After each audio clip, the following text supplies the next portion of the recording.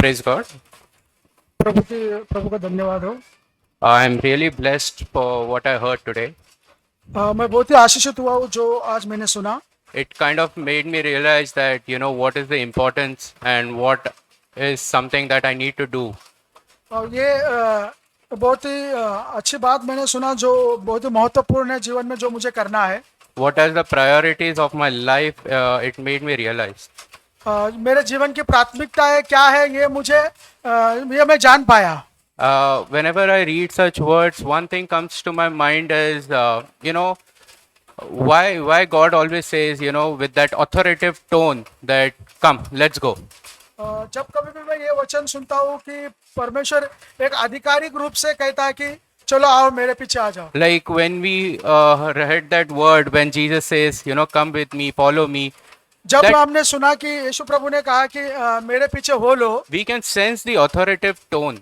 हम उस समय में उसका एक अधिकार को हम जान सकते हैं। The tone is because he knows that he is the one who has created us. और ये उनके शब्दों से हम जान सकते हैं कि उन्होंने हमारा रचना की है। I can speak to my relatives with an authoritative tone in the sense I can ask them to come on, let's go.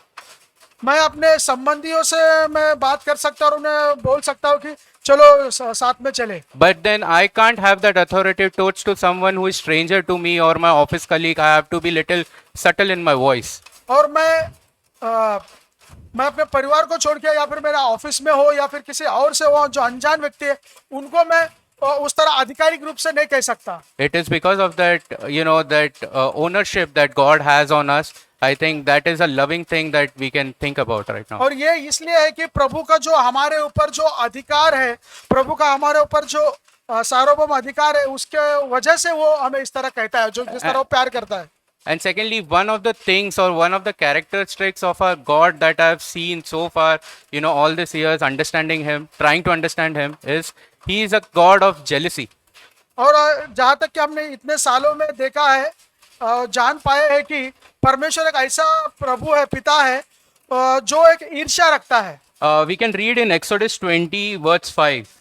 हम उसको निर्गमन में 20वें अध्याय के 5 वचन में पढ़ सकते हैं। You shall not bow down to them, not serve them, for I, the Lord your God, am a jealous God. और अब निर्गमन के 20वें अध्याय के 5 वचन में हम इस तरह पढ़ते हैं, तो उनको दंडवत ना करना और ना उनकी उपासना करना, क्योंकि मैं तेरा परमेश्वर यहोवा जलन रखने वाला परमेश्वर हूँ। Sorry. और जो मुझसे भय रखते हैं उनके बेटों पोतों और परपोतों को भी पितरों का दंड दिया करता हूँ। Yeah, the middle part, I am a jealous God. और जो बीच में जो कहता है कि मैं परमेश्वर जलन रखने वाला परमेश्वर हूँ। We agree, we always say that, whatever God's word is, it is like a stronghold, like, end of story. There is no questioning to that. हम ये विश्वास करते हैं और हम जानते हैं कि परमेश्वर का वचन जो कुछ भी कहता है उसके आगे कुछ भी नहीं है, वही फाइनल है। And when God himself is saying that I am a jealous God, that means I need to be very cautious about my life.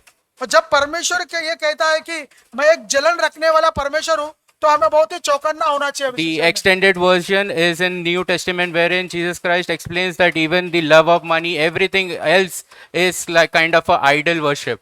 और नए नियम में हम देखते हैं कि यीशु प्रभु इस तरह प्रचार करते हैं, कहते हैं कि अगर हम दुनिया से प्रेम करते हैं या फिर पैसे से प्रेम करते हैं तो एक मूर्ति पूजा समान है।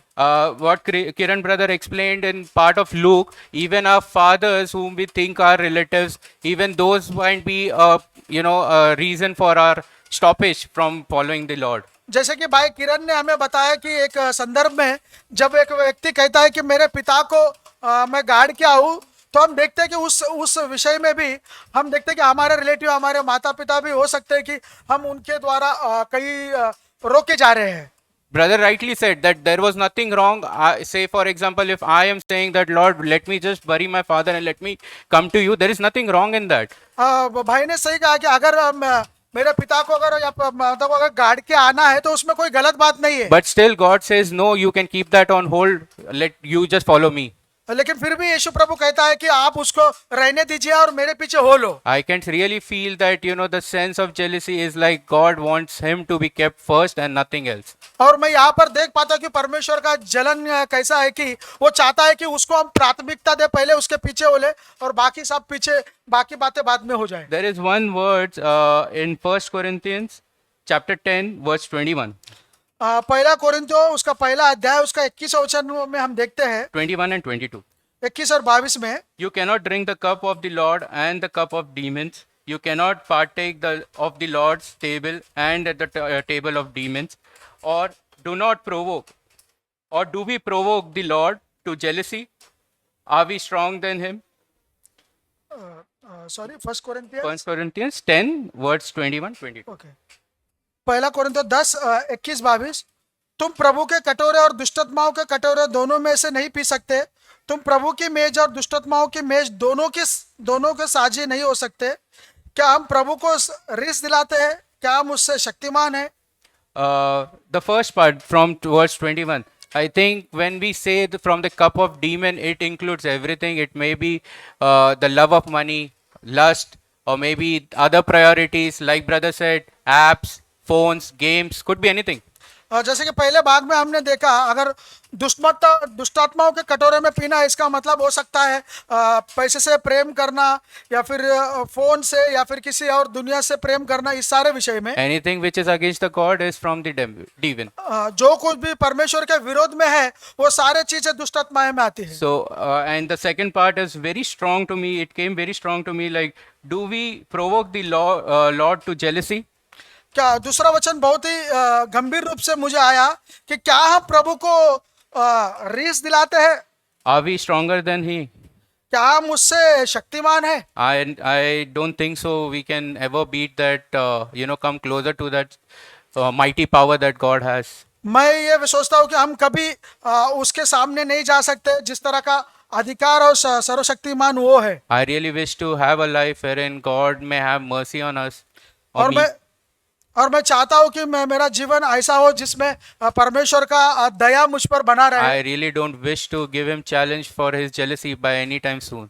और मैं चाहता हूँ कि मैं उसके जलन को, या फिर जिस तरह का उसका स्वभाव है, उसके विरोध में मैं कभी नहीं जाना May really God help us. प्रभु हम सबकी सहायता करे। प्रभु का धन्यवाद हो। मैं आज के वचन से कुछ साझा करना चाहता हूं कि हमारे भाई किरण जी ने जो अभी आज मैसेज हम लोग के बीच साझा किया, मुझे उसमें से एक ये वचन जो आज का मैं जब ये वचन पढ़ रहा था लूका उसका 9 का 57 से, तो उसमें जो शीर्षक दिया है यीशु का चेला बनने का मूल्य, और इस जो चेला बनने का ये जो मूल्य है, उस आधार पर जो ये वचन मुझे बहुत गहराई से, मतलब एक तरह से समझ में आने की कोशिश मैं कर रहा था कि यीशु ने उससे कहा, 62 है, कि जो कोई अपना हाथ हल पर रखकर पीछे देखता है वो परमेश्वर के राज्य के योग्य नहीं। ये वाकई है। कई दिनों से मैं इन बातों के प्रति, और प्रभु वाकई निश्चय ही कि इतना हमसे बातें करता है हर वचनों के माध्यम से हमारी हर एक सिचुएशन में। बीते कई दिनों से हम बेहद निराश इस मन से थे कि सांसारिकता हमारे जीवन से अगर जा रही है तो निश्चय ही कभी-कभी हम इतने निराश हो जाते हैं, अकेले हो जाते हैं। जैसा कि भाई किरण ने कहा कि एक मसीही जीवन एक उत्साहित और रोमांचित भरा होना चाहिए, और हम उसमें बेहद कमजोर हो जा रहे थे क्योंकि हम इस वचन पर गहराई से मनन नहीं कर पा रहे थे, और निश्चय ही कि प्रभु ने उनके द्वारा हमसे बातें की और हम ये समझ पाए कि हम अपने पीछे की जिंदगियों को बार-बार देख करके और उसको न पाने के कारण जो है हम निराश हो जा रहे थे। और यही कारण था कि वो एक किसान जो होता है अपने हल के मुठ पर हाथ रख करके वो आगे की तरफ देखता है, न कि पीछे की तरफ देखता है, और मैं लगातार हम पीछे देख रहे थे। और जबकि ये वचन में क्लियर लिखा है बातें कि आप हल चलाते वक्त आगे की तरफ देखें, किसान भी आगे की तरफ देखता है। तो मैं प्रभु का धन्यवाद करता हूँ इस बात के लिए कि प्रभु ने जिस तरह से आज के वचन से मुझसे बातें की, मैं बेहद कई समयों से बड़ा उलझा हुआ था, बड़ा अकेलापन फील कर रहा था और निश्चय ये कि कितनी बार ऐसी स्थितियां आई हैं कि हम बार बार निराश हो जा रहे थे इन बातों को लेकर के कि हमारे जीवन में क्यों इस तरह की चीजें हो रही हैं, क्या है, हम अकेले हो जा रहे हैं, हमारे आगे पीछे कोई नहीं है और सांसारिकता कहीं न कहीं वो बार-बार ये सेम जैसे आज के वचन में कहा गया कि बार-बार हम पकड़ के बैठे हुए हैं उन चीज़ों को कि हम ये कर लें तब हम प्रभु में आगे बढ़ें, हम तब प्रभु को फ़ॉलो करें, ये कर लें काम तब प्रभु को फ़ॉलो करें। मतलब इन चीज़ों के कारण हम लगातार निराश में जा रहे थे। प्रभु का मैं धन्यवाद करता हूँ कि प्रभु ने आज इस वचन के माध्यम से हमसे बात की। बहुत-बहुत धन्यवाद। किरण का संदेश आम्ही ऐकलेला आहे. आता या संदेशाद्वारे आपण प्रभू येशूच्या मागे कसं गेलं पाहिजे हा संदेश आहे. कारण लुक्कूर सुवर्तमानमध्ये सांगितल्याप्रमाणे जो म्हणाला की पहिला म्हणाला की माझ्या वडिलाला पुरून मग मी येतो. म्हणजे प्रभू येशूला माहित होतं ही काय गोष्ट वाईट नाही, चांगली आहे, परंतु प्रभू येशूचा विचार प्रभू येशू त्या लोकांना काय सांगत होता, माझ्या मागे या, याचा अर्थ काय आहे. आज आम्ही म्हणाल मला या सगळ्या गोष्टी करून असं होऊ शकत नाही. आपण प्रभूच्या मागे जात असताना आपलं उदाहरण, आपल्या विश्वाचा उत्पादक आणि पूर्ण करणारा प्रभू येशू इब्री 12:1 मध्ये सांगितल्याप्रमाणे तो आपलं एक उदाहरण आहे. आपण त्याच्या मागे जायचं म्हणल्यानंतर आम्ही कारणाच्या गोष्टी न सांगता आम्ही काय केलं पाहिजे, आम्ही प्रभू येशूच्या मार्गामध्ये चाललं पाहिजे. कारण प्रभू येशू पित्याचं मनोदय सिद्ध करण्याकरता, पित्याला संतोष करण्याकरता पित्याने सांगितलं तुला वधस्तंभ घेतला पाहिजे.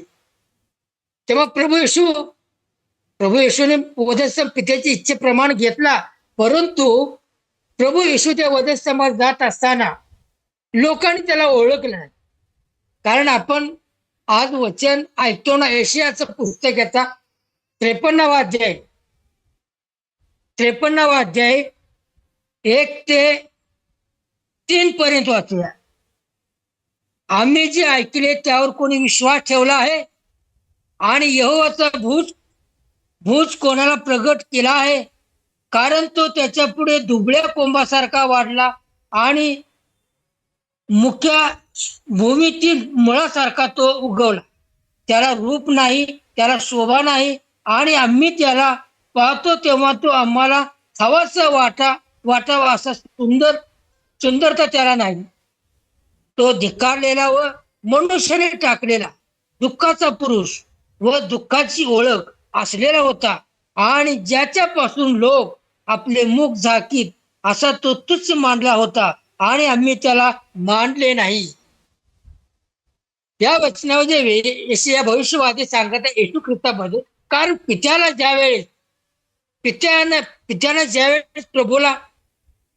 ज्यावेळेस सांगितले की माझ्या बरोबर तू ये म्हणून वधस्तंभ सहन कर, त्यावेळेस प्रभूला कोणी ओळखलं नाही. असा एक दुःखी पुरुष होता. अशा दुःखी पुरुषाला ओळखलं नसल्यामुळं आज आम्ही त्याला ओळखलं पाहिजे. कारण तो आमच्या जवळ राहतोय, तो आमच्या आत्म्यामध्ये राहतोय. आज प्रभूची इच्छा मला काय करायची आहे तर त्याला अनुसरण आम्हाला चालायचं.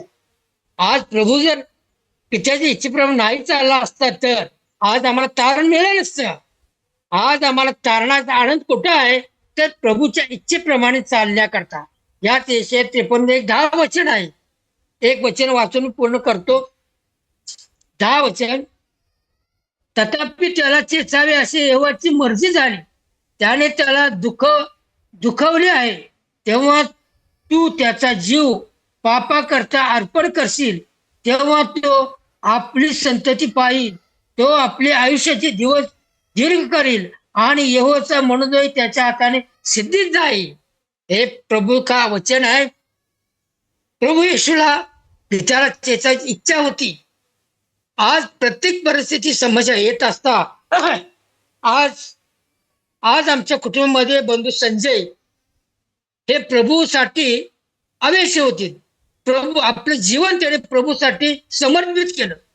प्रत्येक दिवस त्यांच्या जीवनामध्ये येत असताना ते नम्र झाले, लीन झाले, असं प्रभू येशूला अनुसरण चाललेत. परंतु त्यांच्या जीवनामध्ये जेव्हा मरण आलं त्यावेळेस आम्हाला दुःख झालं. का? आपल्यामध्ये एक व्यक्ती आहे पण ती प्रभूमध्ये चाललेली आहे. एक दुःख आहे आमच्या सहवासापासून ते निघून गेले. दुसरं आनंद काय आहे ते प्रभूपाशी गेले. प्रभूपाशी गेले असताना मला आनंद काय आहे, त्यांचं जीवन बघून मी खरोखर हेवा झालो. मला हेवा वाटायला लागला. कारण त्यांचं जीवन थोडक्या दिवसामध्ये इतकं प्रभूच्या समप होतं, प्रभूच्या जवळ होतं. त्याने संपूर्ण जीवनामध्ये ज्या ज्या गोष्टी मुलांसाठी करायच्या, मुलांचं शिक्षण, परिस्थिती नसताना मुलांना असं शिकवलं, त्यांनी इंग्लिशमधून शिकवलं. परंतु प्रभूला त्यांनी अनुसरलं, त्यावेळेस प्रभूच्या बरोबर चालले ते आणि प्रभूला खरोखर त्यांनी संतोष आहे. याकरता मी प्रभूचे आभार मानतो. दिलेल्या बंधू किरणच्या वचनाबद्दल मी आभार मानतो. प्रभूला स्तुती करतो, धन्यवाद देतो. आमेन. Thank God for what we heard today. परमेश्वर को धन्यवाद देता हूँ जो वचन को हमने सुना है आज. You know, if you read in John chapter 6, जब हम यूहन्ना का 6वां अध्याय में जब हम पढ़ते it हैं speaks about Jesus doing the miracle of the bread and the fish. और वहाँ पे एक अचंभित कार्य प्रभु यीशु मसीह करता है, वो रोटी और उस मच्छी के ऊपर. And there are many things, like healing the sick and all. और बहुत सा अलग अलग कार्य वो करता है, जैसे कि जो बीमार थे उसको चंगाई देता है. But all these people are following him.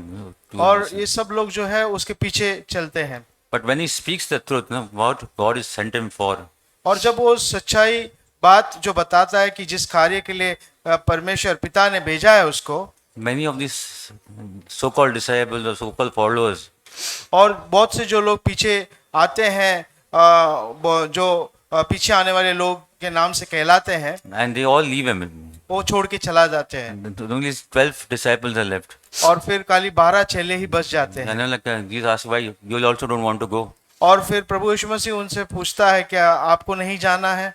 Peter says only one thing, where can we go? और पतरस सिर्फ एक बात कहता है कि प्रभु हम लोग कहाँ जाएं? Because you have got the words of life. eternal life. और फिर प्रभु यीशु मसीह कहता है कि तुम्हें जीवित का वचन मिला है. And there Jesus says, it is I who have chosen you. और प्रभु यीशु मसीह कहता है कि मैंने आपको चुना है. It is not what we have done certain good things or but God in His love has chosen us. और ऐसा नहीं कि हमने अच्छा कार्य किया उसके लिए हमें परमेश्वर ने चुना है, लेकिन जो परमेश्वर ने अपने प्रेम के माध्यम से हम सबको चुना है. This verse says that God so loved the world that He only gave His begotten Son. और जैसे हम वचन यूहन्ना में पढ़ते हैं कि परमेश्वर ने जगत से इतना प्रेम किया है, उसने अपना इकलौता पुत्र को इस संसार को दे दिया है. Nobody will perish, but all will have eternal life. और कोई इसमें मिटेगा नहीं, लेकिन सबको अनंत जीवन मिलेगा. God is a good God. He's always at work. और यहाँ हमारा परमेश्वर जो है एक अच्छा परमेश्वर है जो हमेशा कार्य में लगा रहता है. Nitesh was saying that God is a jealous God. और जैसे भाई नीतीश भी बता रहा था कि परमेश्वर जो है परमेश्वर जलन रखने वाला परमेश्वर. Jealous, he loves his children so much. He doesn't like anybody to touch his children. और वो जलन ऐसा रखता है कि वो अपने बच्चों से, अपने लोगों से इतना प्रेम रखता है कि वो कोई उसको छूने ना देता है. So like today we heard, we don't have to be like people who just came for the miracles or came for their prophet or came for their need, but let us be like the children or disciples who followed him fervently. और हम उन लोगों के समान ना हो कि कुछ कार्य होने के लिए या अपना कुछ कार्य के लिए हम परमेश्वर के पास आए, लेकिन चेलों के समान जो उसके पीछे हो लिए थे कि ताकि उसके लिए. You can really say like, I want to be like my father. और हम कह सकते हैं कि मुझे अपने पिता जैसा मुझे बनना है. I want to be like Jesus. मुझे प्रभु यीशु मसीह जैसा बनना है. Like God can, when He sees that what is there in our hearts, He'll do His good work. और परमेश्वर देखता है कि हम जो अच्छा कार्य करते हैं उस चीज को देखता है। As Brother Kiran was saying, He'll anoint us with the Holy Spirit.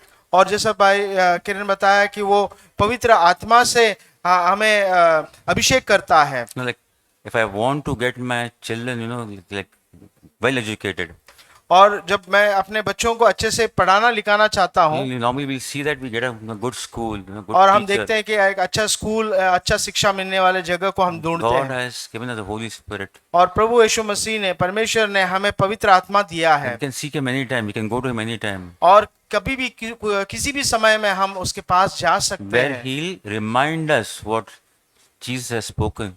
और वो जो है हमें याद कराता है, पवित्र आत्मा हमें याद कराता है प्रभु यीशु मसीह ने क्या बातें किया है। He'll teach us about Him. और वो प्रभु यीशु मसीह के बारे में पवित्र आत्मा हमें सिखाता है He'll teach us how to be like Him. और हमें प्रभु यीशु मसीह जैसा कैसा बनना है वो उस बात को वो हमें सिखाता है। Now, let's pray that God will help us in that. और हम प्रार्थना करें कि परमेश्वर हमारे जीवन में सहायता करें Like be pleasing in His eyes. और परमेश्वर के सम्मुख में हम उसको भाता हुआ दिखाई दें। At our workplaces, हमारे काम की जगह में at a work,